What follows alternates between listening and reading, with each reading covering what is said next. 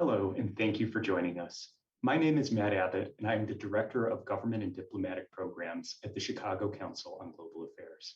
Today, we will be hosting an on-the-record discussion on Taiwan and the Biden administration.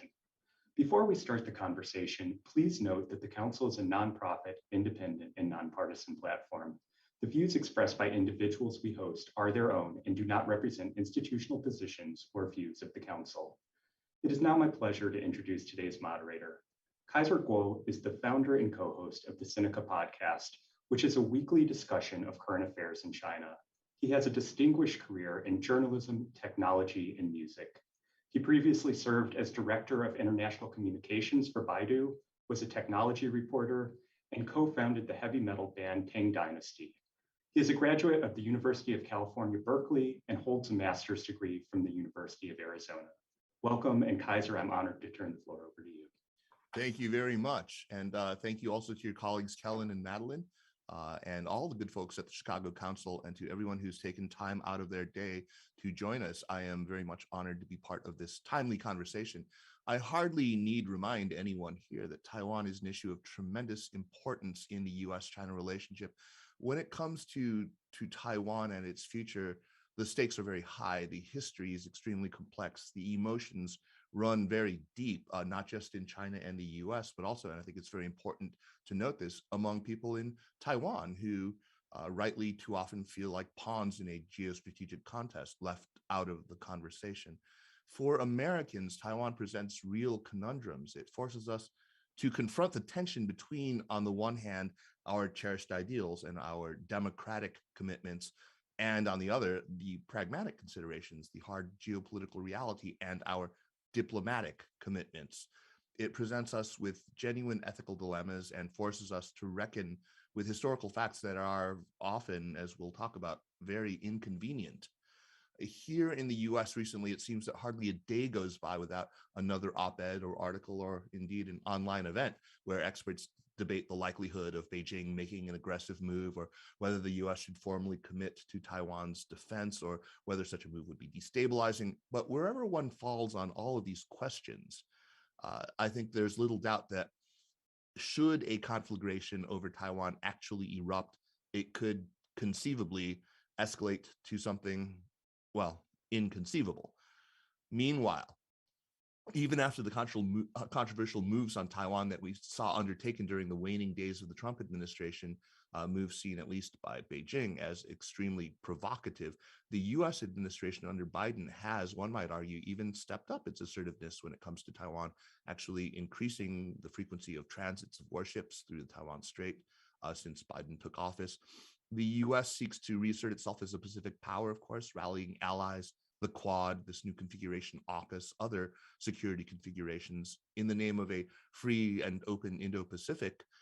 We've watched, though, at the same time, Xi Jinping's China apparently quite brimming with confidence over its handling of the COVID pandemic and its quick economic recovery, as it's pushed broad and far-reaching domestic changes of a broad agenda that's shaken up many facets of Chinese life, leaving very little untouched. It's not hard to imagine that these changes, which for better or worse represent a very conscious and deliberate divergence from Western norms, will also have major repercussions in foreign policy, in US-China relations, and will doubtless affect, if not indeed center on, that perpetual flashpoint of Taiwan. So joining me to discuss all of this are two of the most thoughtful and informed people I can think of when it comes to the complex issues surrounding Taiwan. Shelley Rigger is Brown Professor of Political Science at Davidson College here in my home state of North Carolina. For my money, Shelley is the absolute best academic who is focused on Taiwan. She is the author most recently of The Tiger Leading the Dragon, How Taiwan Propelled China's Economic Rise, which I'm reading right now and I'm really enjoying. And I will be discussing with Shelley in a forthcoming episode of the Sinica podcast in just a couple of weeks. So please stay tuned for that. Shelley, thank you so much for joining. Paul here is a distinguished fellow at the Center of National Interest, Centers for the National Interest, dealing with Chinese and East Asian issues. He served as National Intelligence Officer for East Asia from 2007 to 2015. Prior to that, he was a senior analyst at the CIA's Directorate of Intelligence in their China Issues Group. He is a trained historian. He's the author of Mr. X and the Pacific, George F. Kennan and American Policy in East Asia. And he's recently written a spate of excellent articles in the national interest about the very issues that we are discussing today. Paul, great to see you. Great to be here. A quick reminder first to our audience that if you'd like to submit questions, please go to ccga.live on your web browser and upvote the questions that you'd like to see asked. But I'm going to dive right in. Shelley, Paul, I'm just delighted to be in conversation with the both of you. But since our program today is titled Taiwan and the Biden administration, let's start there. Paul, is it your sense that when it comes to the issue of Taiwan, or for that matter, when it comes to China policy more broadly, has the Biden administration departed in any significant ways from the trajectory that it was on when Trump left office? Well, thank you, Kaiser.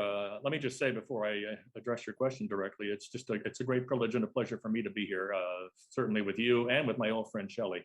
I'm looking forward to the exchange very much.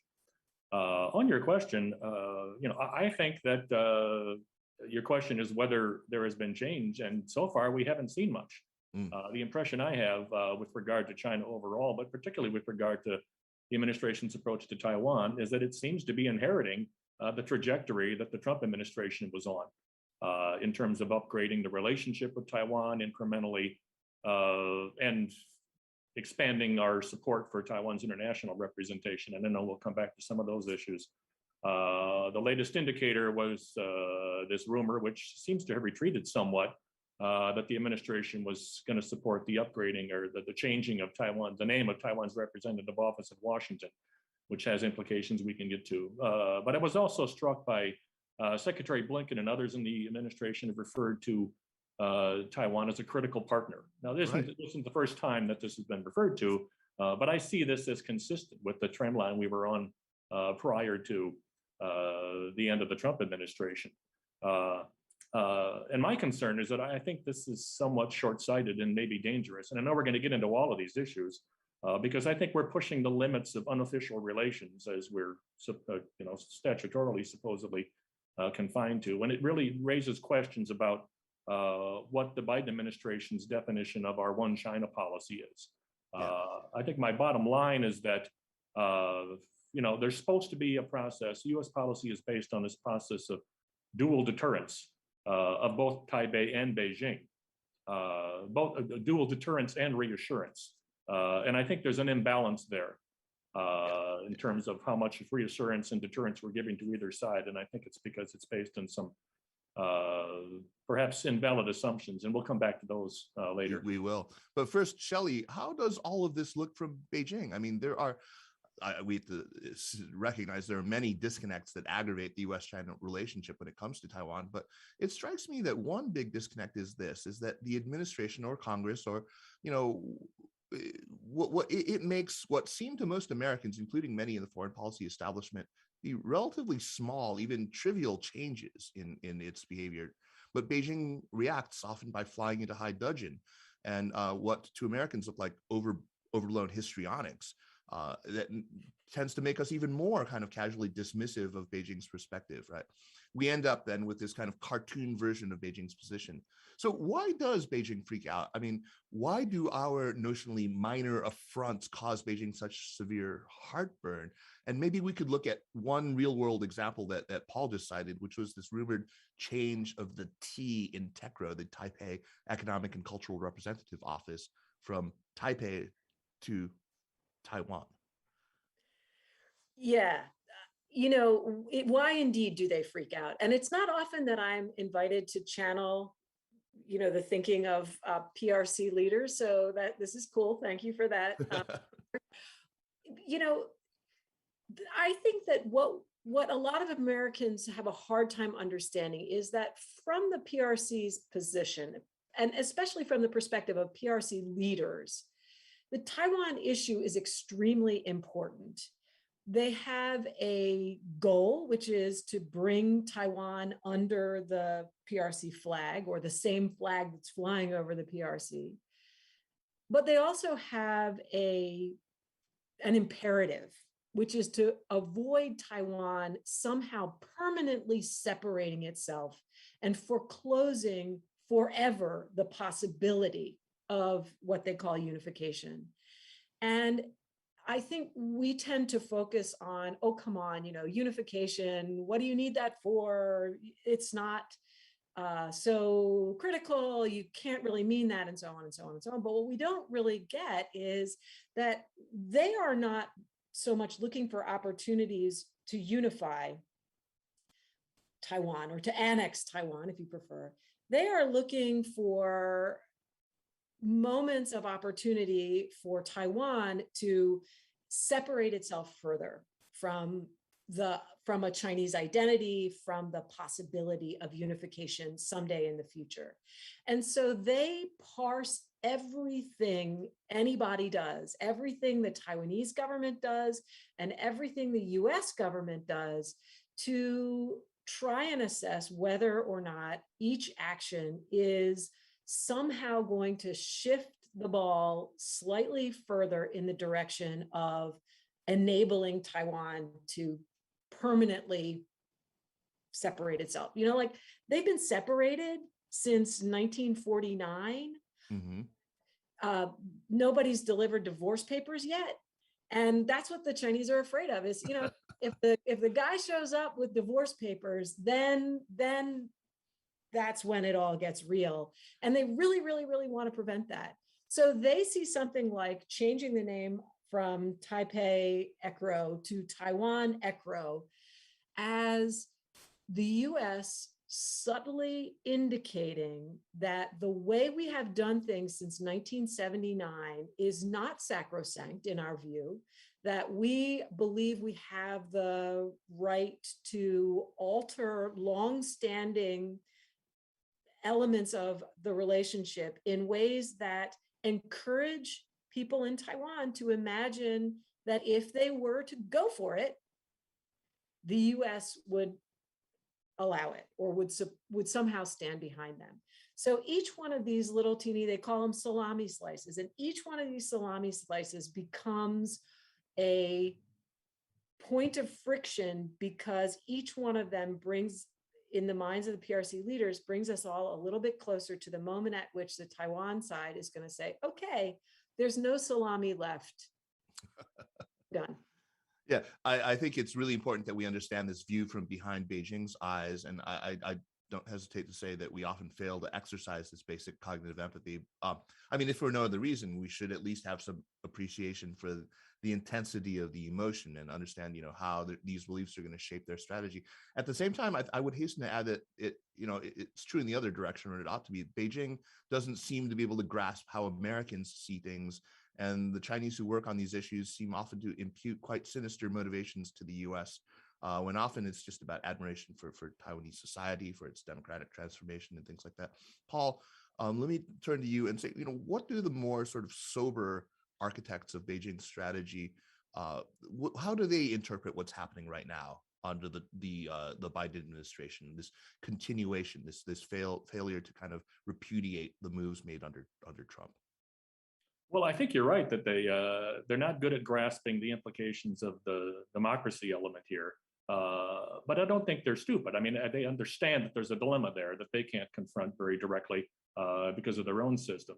But I think the sober-minded ones, and I think there are sober-minded ones, their focus is on the historical basis for this. What they're seeing happen is the erosion of the one China framework.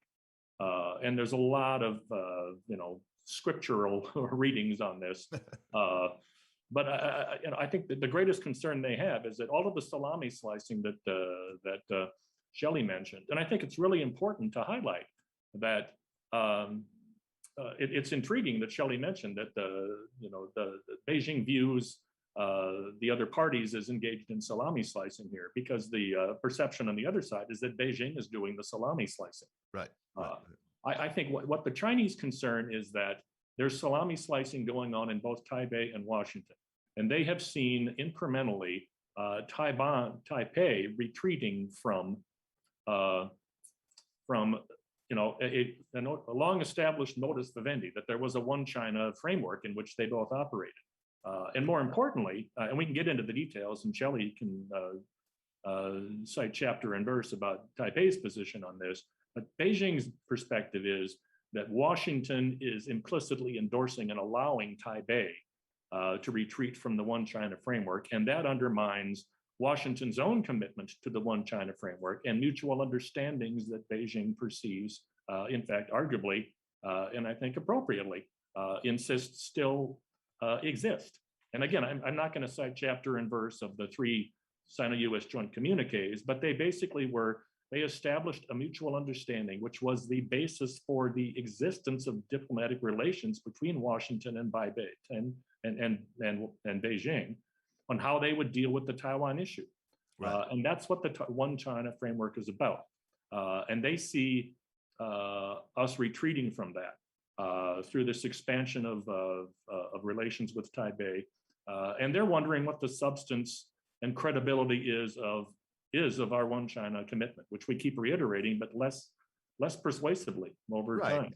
And that sort of diminution of the persuasiveness of that, I can fully understand why that would be perceived that way. But we should maybe, as Americans, be more cognizant about how we project onto Taiwan. We end up making these kind of blithe cross-straits comparisons.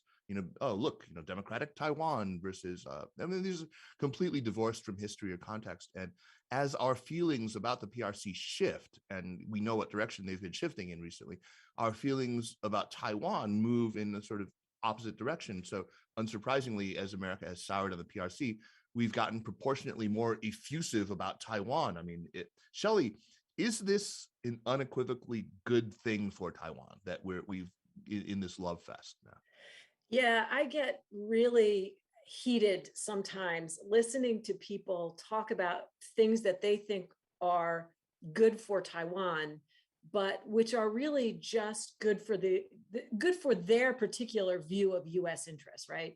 So we can, there was a huge mobilization of people who think of themselves as friends of Taiwan to change the name of TECRO from Taiwan ECRO or Taipei ECRO to Taiwan ECRO. And what they the argument that those advocates of that change made was Taiwan deserves this. Taiwan is a good friend. It's a peaceful country. It's a happy democracy and plus semiconductors. And so, we should do whatever we can to help them. And so the idea that the actual effect of such an action might be to persuade the PRC that the US is close to endorsing a move toward the permanent separation of Taiwan from, the China, whatever that is, that the result of that, if that's how the PRC interpreted it, that would be catastrophic for Taiwan. Right. And, there are just a lot of people who want to love Taiwan to death. They are excited about ways to help Taiwan that they fail to appreciate the ways in which those same actions put Taiwan actually in greater danger by elevating this sense of threat from the PRC. And what their answer to me would be, well, the PRC shouldn't feel threatened. They're just paranoid. In my experience, if a person is paranoid and feels threatened, you cannot talk them down from that by continuing to do whatever it was you were doing that makes them have that reaction. So yeah, maybe it's totally unjustified, but when the missiles are flying at you, the justification or lack thereof of your opponent's motivation is less important than finding a bomb shelter. Right. And I think this is part of the reason why it's so important to center Taiwan in this conversation, right? So I think I do want to shift to talking about that. So despite these harsh realities, Paul, you've written quite a bit, and I would really commend people to look at what you've written about these inconvenient truths, which I think for time purposes, we'll have to just sort of gloss over today. But despite all these harsh realities, I don't think any discussion should really leave out the fact that, Taiwan's fate was decided by parties that were not on the island itself in the 1970s. Let's focus here a bit on that perspective and try to understand something about domestic Taiwan politics. You, Shelley, have been a pioneer, as I've said, among scholars who've looked at generational change and the emergence of this distinct Taiwan identity with all the political implications of that. Can you give us a sense right now for how the issue of China looms for people in Taiwan? Is there paralyzing fear? Is there just sort of this threat only in the abstract? How much does it dominate political discussion in Taiwan? Where does it rank in the kind of hierarchy of political urgency for ordinary voters in Taiwan? We had this election last weekend. Was that what it was all about? And let's talk about these things. Yeah, it definitely, there is not paralyzing fear in Taiwan. You know, one thing that always amuses me is to compare the investments that companies have made, so Taiwanese companies have made in Taiwan, to the, you know, hysterical, overheated rhetoric about the imminent war between the two sides. Like, I don't know. Morris Chang's a smart guy. He's a US citizen. He wouldn't still be there throwing billions of dollars into building stuff in Taiwan if he thought it was in, you know, imminent danger. And that's pretty much the perspective of most people in Taiwan. They know that there's a risk, right? They are aware of the threat. They are also aware of the military pressure and coercion that they are under at the moment. But they cannot imagine why the PRC would move to military action, because they just don't think there's any reason to do it. And the reason for that is that they know there's no appetite in that society. So if the view is conveyed through a democratic process, there's no appetite for a formal declaration of independence. So in some ways, the PRC has Taiwan right where they want it. You know, it's not, people are not lunging for independence. Mm-hmm. But what they want is they want to be left alone. And so what you see in the young generation today is enormous investment and fascination with what Ronald Inglehart, a political scientist from the 1970s, called post-materialist politics. Mm-hmm, mm-hmm. Youth are really interested in like LGBT issues. They're interested in feminism. They're interested in environmentalism and sustainability. They're interested in transparency and responding to misinformation and disinformation and social media and building community, all this stuff. The cross-strait military conflict is just not anywhere on their list. But it is on the list for political leaders. Right. And the same old debate continues. You know, is our security best ensured by minimizing our interactions with the PRC, or is it best ensured by finding a way to talk to them that they will be willing to talk? And that is the DPP over here, you know, minimize contact, maximize the sort of strength of the walls that you're building to protect yourself. And over here is the KMT, which still takes the position, even under its new leadership, that the way forward for Taiwan is through conversation with Beijing, and we've got to find a way to make that happen. And conversation with Beijing is something that the winner of the KMT election, Eric Zhu Lilun, talked about as soon as his victory was announced. He said he would restart conversation with Beijing. What does this all say about the KMT's changing self-conception or its chances of actually recapturing the presidency? Where are we? Whither the KMT right now? Not much. I mean, a lot of analysts expected that the winner of the KMT chairman's election would try to move things in a slightly more innovative direction, but I don't see it yet. On the other hand, you know, it may be that he needs to pay homage, he needs to solidify some relationships before he busts a move and, you know, says something different. And one little data point to support that possibility is that the PRC leaders are really disappointed in the KMT. You know, you cannot, in a conversation with people in the mainland, you cannot get them to say, we think the KMT is still on track to be an acceptable or useful interlocutor for us. And if the KMT is not that, and the DPP is definitely not that, then that's scary.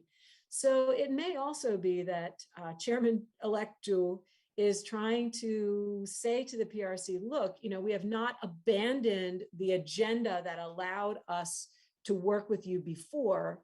So don't give up on us yet. Yeah.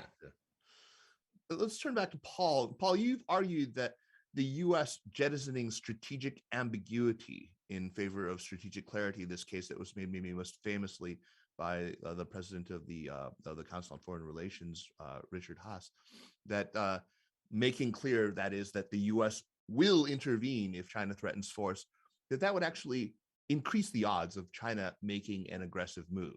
You've also said that Beijing isn't looking for reasons to attack Taiwan. This relates to something that Shelley said earlier. It's looking for reasons not to.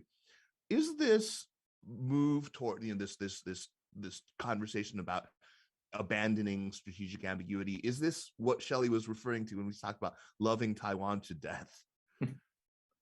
I think in part, partly because, but Taiwan certainly has agency there as well. In fact, in that regard, I think there was some research published just a couple of months ago by Ian Johnston and some others, which showed that a U.S. move towards strategic clarity would perhaps enhance, I think the polls show, would enhance Taiwan's willingness to fight.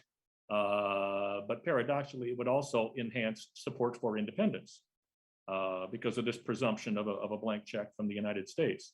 I think the issue with strategic clarity versus ambiguity gets to the heart of the point I made earlier about the imbalance between our efforts at deterring and reassuring both sides. I think the flaws in strategic clarity are several. One is that I don't think that it changed Beijing's calculus that much, because my understanding or my presumption is that Beijing has long assessed that the United States would intervene in a cross-strait conflict.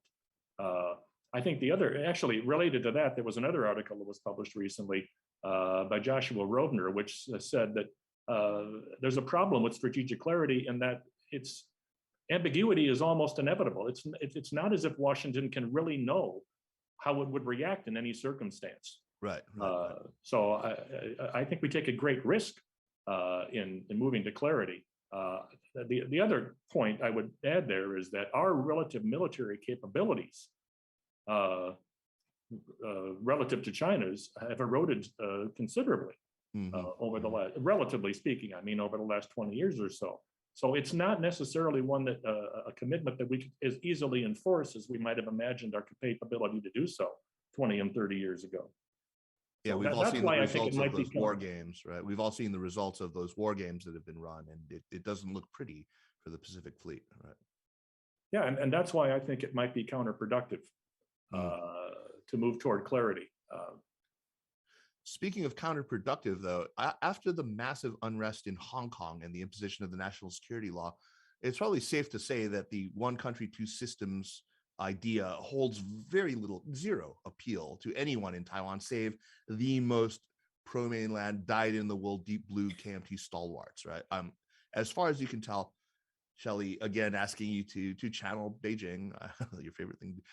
Has Beijing taken to heart any of the lessons of Hong Kong? And if so, what are the lessons? What's it going to do? Has it reckoned with this? Wow, I do not see that. I mean, I think from the PRC's standpoint, the crackdown on Hong Kong is just absolutely necessary. And it's necessary because of the failure of the Hong Kong authorities to control a bad situation, right? That things were fine, and then people got feisty, and instead of figuring out a way to solve that, Carrie Lam and her administration just kept throwing more cops at protesters. Right. And it was totally ineffectual. And my personal thinking is that the reason it was ineffectual is that they used a law enforcement solution to try and solve a political problem. And I think the reason they didn't solve the political problem politically was because I don't think Lam feels like she has the room to run to actually solve the problem. So, I think it's ultimately Beijing's fault for creating this environment in which Hong Kong could not solve its own problems. But then when Hong Kong didn't solve its own problems, then, the PRC comes in like a ton of bricks. I don't think they think that they could have done anything different. And so when you say, what about one country, two systems, they kind of just, at least in my conversations with, people sort of in my same role in the mainland, they just kind of say, well, but one country, two systems is a good idea. It could work. It just, didn't, the implementation there was not the way we would like it to be. But it has absolutely finished off one country, two systems in Taiwan. That is it being the crackdown in Hong Kong. Yeah. I think there's very little doubt of that. Even before the crackdown really got going back in 2019. So there's a lot of, the height of the demonstrations and the police response. I was at a KMT meeting and this guy said, I was with these people the other day and they said, you KMT guys, you got to stop supporting the one country, two systems formula. And I said, the KMT has never endorsed one country, two systems. Like even people within the KMT assumed that the KMT was for one country, two systems, but even the KMT has never endorsed one country, two systems. But I guarantee you, after the failure in Hong Kong, it's absolute anathema. Yeah. So is the status quo, though, Paul, so intolerable to any party to this that that throwing it all over is an acceptable approach? I mean, is the status quo that intolerable to anybody right now? I mean, in other words, I don't. Yeah. No, it's not intolerable to anyone. The problem is that there are three different definitions of what the status quo is. Right. And this, I think this is the source of a lot of the tensions.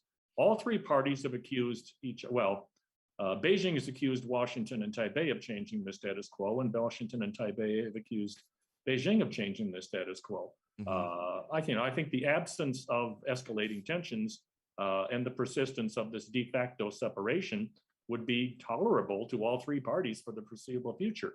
The problem is that it's eroding, and there's disagreement as to what the foundation for it is. Is there a version of it that you think that all three could, in a de jure manner, actually agree to? Is there something that we could put down on paper that says, here is the status quo that we are all committed to upholding and to kicking down the road as far as we can possibly, until we're all dead? Well, if we turn the clock back 30 years, perhaps. Sure. Yeah. But I don't know that there is. I mean, I think that there is such a divergence of perspectives on what defines the situation that it would be hard for the three parties to reach an agreement, because there's so much mistrust and so much of a presumption that the parties are respectively working quietly to undermine prior agreements. Paul, if we even turn the clock back 15 years, I mean, to the George W. Bush administration, when routinely that administration would chastise Taipei for trying to change the status quo. That was a very different time than we're in right now. Yeah, I mean, that's one of the things that's really changed. Yeah. Well, and yeah, I mean, and that was under a much more volatile, and Shelley is certainly an expert on this, Taiwan leadership, where Chen Shui-bian was pushing the envelope in ways which even Washington found intolerable. I think the interesting dynamic here is that, and I'd invite Shelley to comment on this, Tsai Ing-wen is certainly seen as much more flexible and moderate and pragmatic than Chen Shui-bian was. But from Beijing's perspective, that's not the point. The point is that she has moved beyond him substantively in abandoning what they thought was a modus vivendi between the two sides. She certainly is more moderate, but the substance of her position is highly problematic to Beijing, because they see it as representing this erosion of Taiwan's attention to one China. And again, as I said before, Washington's implicit endorsement of that is part of the problem. That's part of the problem with what the definition of the status quo is today. Very good. I want to put one more big question to both of you, but before we do, let me remind everyone that they can go to ccga.live on their browser to ask questions. We've got some really good ones that I'm anxious to get to. But first, let me ask you both. If you could sit down with President Biden, with Tony Blinken, with Jake Sullivan, and let's throw in Kurt Campbell for good measure, and you could mind control them, if you could compel them to take your words to heart for just 2 minutes, what would you say to them? What would you try to get through their heads on this issue? So looking just at the American perspective here. Let's start with Shelley. Okay, I would say, one, just because it's bad for China doesn't mean it's good for Taiwan. Two, Taiwan is not a weapon for the US to use against China. 24 million people live there, and it is strategically unwise and totally unethical to regard them as an instrument of US power. And then number three, just because something is good for Taiwan doesn't mean it's bad for China. So get on a trade agreement with Taiwan, and doggone it, if there's any way to restart US progress towards CPTPP, do it. Fantastic. Wow. That's a tall bar to clear there, Paul. Let's see how you do. You get your 2 minutes now with Blinken and Biden. I'm not going to try to outdo Shelley. I would reframe some of the points I made earlier. My message to Biden and Blinken would be, I think your understanding of the source of this dilemma is wrong. This is not just Beijing's impatience and Xi Jinping's megalomania that's brought about this dynamic. There is an interactive dynamic here, and Beijing is as much reacting to its understanding and its perception and its interpretation of US and Taiwan actions as it is being driven by whatever ambition it has or determination it has to solve the Taiwan issue. The second point is that just reaffirming our one China policy is no longer persuasive because it's there are huge questions about what its substance is and what its credibility is. As an aside, I would say one of the other things that's wrong is your assumption, if this is your assumption, that the democratization of Taiwan negated prior history. And the commitments that the United States made to a one China framework. And again, it comes back to and I'm talking to Blinken and Biden, you need to reassess your emphasis, the balance between your efforts to both deter and reassure Beijing and Taiwan, and particularly with more attention to the Chinese perspective, because as Kaiser's heard me say before, Beijing is not looking for excuses to use force against Taiwan. It's looking for reasons not to, and it's not seeing any of those reasons emanating from either Washington or Taipei. Fantastic. I'm really glad to see that there are some good questions here, but before we turn to them, let me just first thank Shelley and Paul for taking the time. And thanks to the Chicago Council for helping out and setting up this fantastic conversation. I'm really delighted to have you both. But let me get to these questions, and I'm going to go by the way they were upvoted. And this first one is really, it's intriguing. It comes from Patrick, who's a student at King's College in London, who asks Professor Rigger specifically, so if Taiwanese rank and file voters take little interest in cross-strait relations relative to other issues that you mentioned, what you talked about, these sort of post-materialist politics, is this due to growing consensus, to apathy, or to something else? I mean, maybe I could suggest, just a function of material affluence. Could you elaborate on Taiwan's public opinion and what it means for the security situation? Thank you, Patrick. That's a great question. Yeah, it sure is. I have thought about this a lot and talked about it with lots of people over many years, because it has always been the case that people in Taiwan did not expect the military crisis to happen in their lifetime, And I think it's kind of, I think it's almost a psychological defense mechanism there's this bomb, unexploded ordnance from the last war under my house, and I can't dig it out. I can't neutralize it. I can't even really see it. And someday it might blow up. Right. But if all I think about all day, every day is that bomb under the floor, I will lose my mind and I will not live my life. And if you think about it, this thing has been going on for 70 years. That's a human lifetime. Right.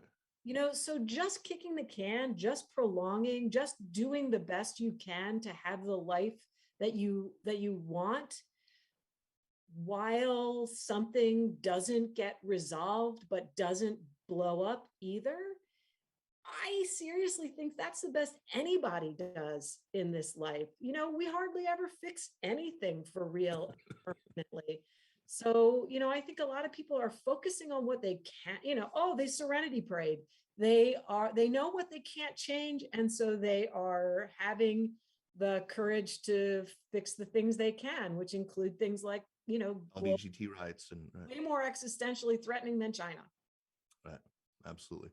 Yeah, I mean, I obsessed on nuclear annihilation during the Cold War for about 2 years as an angst-filled teenager, and then got on with my life pretty much. Wrote a couple of very bad songs about nuclear war, but yeah, that's how it goes. I said I would go in the order that these were. This is the one topic that we kind of decided that we were going to just sidestep because it's just, I'm not sure who can say anything meaningful about this, but is war between the mainland and Taiwan and the United States inevitable? This is the question as put. No, yeah, it's not inevitable. Inevitable, no. I think it's not inevitable. It may be, that's an easy question to answer. And there's all kinds of arguments that it's becoming more possible, if not more likely. I'm in the camp that thinks it is not more likely. And in fact, I think that's one of the false assumptions that's driving U.S. Perceptions of the issue right now, that the Chinese have somehow decided, Xi Jinping has personally decided that the use of force is now going to be effective, that the balance of power is in his favor. I don't think they've reached that decision. As I said, I don't think they're eager to reach that decision. So I don't think it's more likely than it was. But, if the trend lines in terms of the political situation persist, it is going to become more problematic because Beijing is more comfortable when it sees time on its side. And right now it doesn't. Right. An excellent answer. And then I think let's move on. This one comes right out of the bag of sort of extra questions that I had prepared, and somebody almost verbatim asked that same question. And it's about what Taiwan can do to play a greater role in international organizations, or should Taiwan be allowed to join or to play a greater role in international organizations? This is a perennial question, and it was, of course, really, really at the forefront in debates on the relationship at the outbreak of the COVID pandemic. Shelley, you want to go? Sure. I think Taiwan has such an incredible amount to offer international organizations. It has complied with a great many international agreements that it is not allowed to be a party to. So there's this kind of, while lots of other countries are trying to weasel out of their commitments, Taiwan does commitments that it can't even really sign on to. It also has money to, assist in those undertakings. And it has a lot of human capital and sort of technological knowledge that can be really helpful. But, Beijing has been an absolutely rigid barrier and has increased decreased the range of organizations that it will allow Taiwan to join. So the challenge is for other countries to decide to prioritize Taiwan's participation and to also accept that participation may be restricted in some ways. It may not be membership, it may be some kind of participation, but a lot of other countries need to decide that Taiwan's participation is more important than sort of giving into Beijing's demand, which is not really a substantive demand. There's no harm done to Beijing for Taiwan to sit in on the World Health Assembly. It's really a demand about deferring to Chinese power. And I do see countries around the world sort of chafing under this expectation that, they have to always allow Beijing to set the terms of international interaction. So I want to drill down on this one just a little bit because I think it's really important. And that is, I want to ask, are there conditions under which Beijing's inflexibility might be eased some? In other words, like if when it feels threatened, so when its hackles are up, when it believes that this is all part of an overarching scheme to actually pry Taiwan free, it objects less, right? We've seen it when its hackles are down. How do we get those hackles back down? And is that one way that we might think about increasing the meaningful participation of Taiwan in some of these important, international organizations? So I'm not sure that that's really what's driving them. Certainly, they are driven in part by their anxiety, and Paul can speak to what we might be able to do to lower that. But if I think back to the Mainzhou era, when the PRC did lift some of the restrictions on Taiwan's international participation, that's what I was thinking of. Very transactional. It was Okay. you are okay with us, so we're going to let you in this one time. And as soon as they didn't want to institutionalize anything because they didn't want the Taiwanese to pocket the opportunity and not give anything back. But as a result, the opportunities were very thin.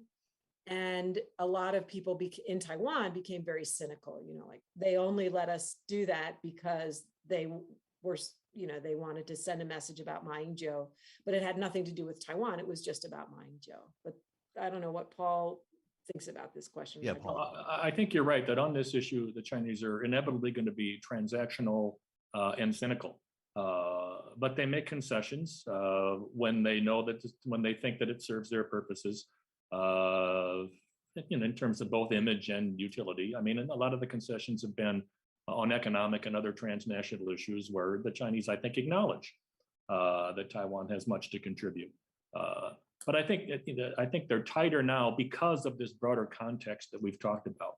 Right. They see Taipei, with Washington's support, really pushing the envelope on what is unofficial and on what constitutes statehood, or pushing membership in organizations that, again, it's a subtle distinction. I don't know how the UN system defines organizations that do or do not require statehood, but I think the Chinese are more resistant to this than they have been, simply because they see Taipei and Washington really pushing the limit on this, on this foundation of their perception that the One China framework is being eroded. Okay. Great. And that was an excellent question. So thank you. The next one that we've got here asks about something that I'm not actually familiar with. Apparently, there was an exchange of letters between Xi and Eric Zhu in the aftermath of the election. Shelley, are you aware of this? And the question asks, what is your take on the recent election of KMT chairman Eric Zhu? What do you think of the interactions between Xi and Zhu in their letters? I haven't seen these letters, so I don't really know myself. But... Yeah, I haven't either. Paul, can you speak to the letters thing? Well, I haven't seen the text of the letters, but I've seen press coverage that Xi sent a congratulatory message to Zhu, who replied. And my understanding was that the KMT released the text of Xi's letter, in which he referred to the situation across the strait as, I remember the one phrase, complex and grim, which I'm told is not necessarily new. I thought it was kind of an odd context in which to do it. But I'm surprised that the Chinese, I've seen Chinese media coverage of the interaction of Xi's message to Zhu, but it didn't go into that kind of detail. It just talked, warm fuzzy things about the prospects for CCP KMT cooperation down the road. I don't know. I can't confirm that there was a corresponding letter in response because I haven't seen the text of that either. Yeah, but this is not unprecedented, though. I mean, this happens at every KMT election, right? So the KMT and the CCP have this whole party-to-party relationship, right, they've been doing for decades.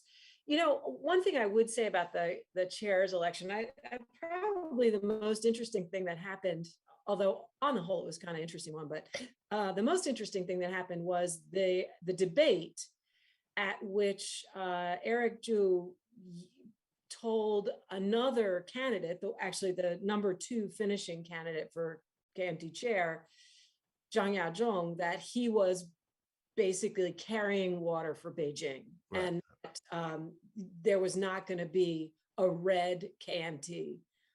And, I think that is important because there is this rising, the PRC is definitely encouraging, and some more right-leaning Taiwanese who are believing that a PRC victory is inevitable. And they're advocating for, we need to just go ahead and, get ready. And Zhang Yazhong has a long history of writing plans for what unification might look like. And right. He is a long-standing advocate of unification. And, within the KMT, that's a message that needed to be responded to if the KMT was not going to be sort of taken over by that side of the party. And I think Zhu responded to it really strongly in the debate. So, I think the fact that the KMT chair has a statement on record within the last couple of weeks where he says, whoa, we are not a red KMT, we are not, a unificationist party, is probably more important than the content of Xi Jinping's congratulatory letter, honestly. Well, as much as I hate to wrap up with something that's quite so in the weeds and not so big picture, we are at time. And so I want to first of all, thank you to all for the excellent questions that we got from the audience. They were of an unusually high caliber. So that's not surprising considering this is the Chicago Council. Paul, thank you so much for taking part in this. Oh, thank you very much. It's been a pleasure and an honor to participate with Shelley in particular. Yeah, for sure. And Shelley, I really look forward to having you on Seneca very soon. Looking forward to a good conversation. I'm looking forward to that too. And I tell you, I have known Paul for a long time, and he is absolutely the voice of wisdom, reason, and sanity. And he talked so fiercely to President Biden and Secretary Blinken. Right? Yes. This is a man who actually has probably briefed presidents, and I didn't know that you could talk to them like that. That's cool. Yeah, I wouldn't really do it that way. I'd be more diplomatic like I did when I was in government. Yeah. All right, fantastic. And thank you so much to Kellen and of course to Madeline and to Matt for helping to set this up. And we will hopefully see you next time. Thanks so much. Thank you all.